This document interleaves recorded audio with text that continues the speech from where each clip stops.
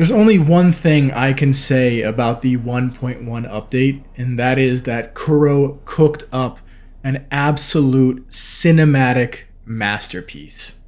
I am responsible. Jinzhou is my home. If it's ever in danger, I will do everything in my power to protect what I hold dear, even at the cost of my own life. Such a valiant speech. Do you know the weight of this decision? Now I have to say that I am pleasantly surprised at the level of storytelling we received after seeing what happened in 1.0. I can really appreciate the darker undertones and the character sacrifice throughout the storyline. Starting with Changli, who's guiding us through Mount Firmament at her own detriment due to the time dilation that is in place, leading all the way up to Jinhsi and Jue and the sacrifice they make to fulfill their destiny. This is the type of storytelling that allows players to develop that bond or connection with the characters, to get invested in their outcome. The writing for Changli really shows her as the guide, the mentor, the art of war strategist, right? And in doing so, they're also able to deliver on some of the most amazing cinematic cutscenes I've ever seen.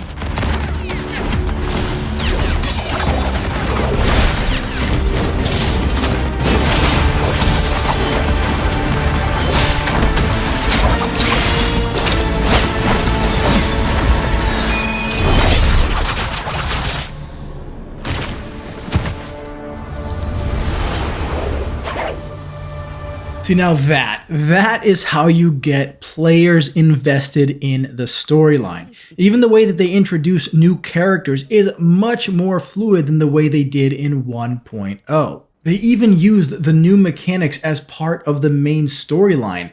It's not just going through tutorials to figure out how the Chrono Sorter actually works. And finally, they explain what overclocking is and what the consequences are for this happening to a resonator.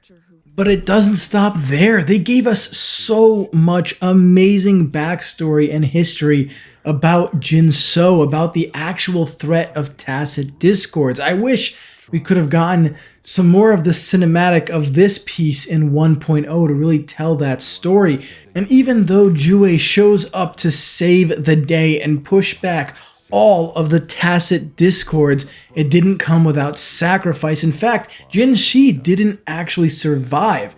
Jue actually goes to amazing lengths to bring her back to life in the special time dilation of Mount Firmament. This is so much better than the 1.0 story of I'm the resonator for the Sentinel. Even these cinematics, the eye-to-eye, the guardian/father-daughter relationship that's been in place since Jinhsi's infancy. And after finally releasing the Sentinel of Jinzhou, we get our first glimpse into who we used to be as the Rover. We are greeted as Lord Arbiter. We finally are starting to get the little sprinklings of information, not just from Scar, but also from Jue as to how important we really are and how long we've actually been around. But I do like that the focus is turned back to the relationship between these two characters. We know that fate is often cruel, and the inevitable battle that's going to ensue between these two powers is come at hand. And on a side note, I think it's perfect that Jue refers to itself in the third person as one. One understands your concerns. That is so damn good. And I have to say, they absolutely nailed using all these different camera angles to depict Jue, such a large creature. It's not just a static image that we're having a conversation with. It's constantly rotating and panning to different angles. And as we continue the story and we climb up the summit, we have some awesome flashbacks to Jinhsi's history. We see some of her childhood, some of her political training. She was actually just called Chi. And we find out that Jue actually gave her the full name Jinhsi as part of Jinzhou. And I think that's really good that we're getting all of this backstory and development as she's coming to the peak to then fight the being that empowered her to be where she is today. And when it comes to the actual battle, we get some amazing mid-fight cutscenes showing Jinhsi trying to fight off Jue's power. And right when you think it's over, you're coming back, and of course Jue has to do its final attack, but we're seeing some signs of life. Like, this was such a damn good final battle. And as we finish that fight, we're met with Jinhsi struggling to take on the power that Jue is giving to her. She's overclocking and barely able to contain the power. This is how you do a cinematic.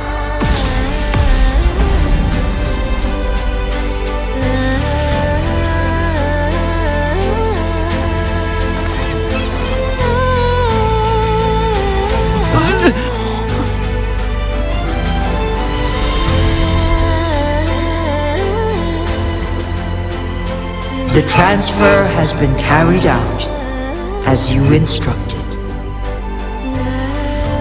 Jinhsi, one shall honor one's promise and restore Jinzhou's future to you and its people.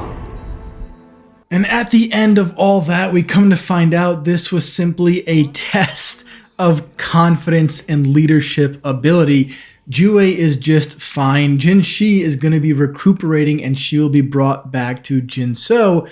And then we get to have our one-on-one conversation with Jue.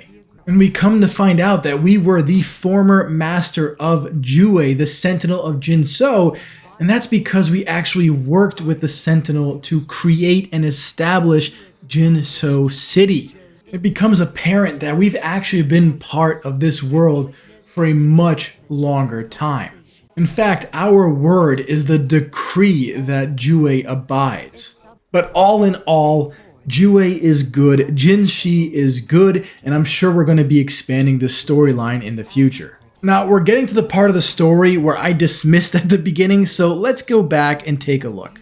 So I purposely did not mention the beginning 33 to 35 minutes of story, and that's because it's probably the worst part of 1.1. This is exactly like 1.0, where we have Yang Yang and Paimon 2.0, although not as bad, but still, where they just talk for 33 to 35 minutes about recapping what happened in 1.0 story, trying to figure out a name for the floating rabbit, and then just essentially talking about all the different things that happened. Now, I will say it's not the worst. I don't actually mind Abby. I will say Yang Yang, I thought with the right direction, leadership, and writing that her voice would have more inflection and more emotion, but it's just not the case here. So now I'm starting to wonder, but outside of that and like all the different throwbacks to what happened, we really do spend just north of half an hour. And now again, this is me pressing F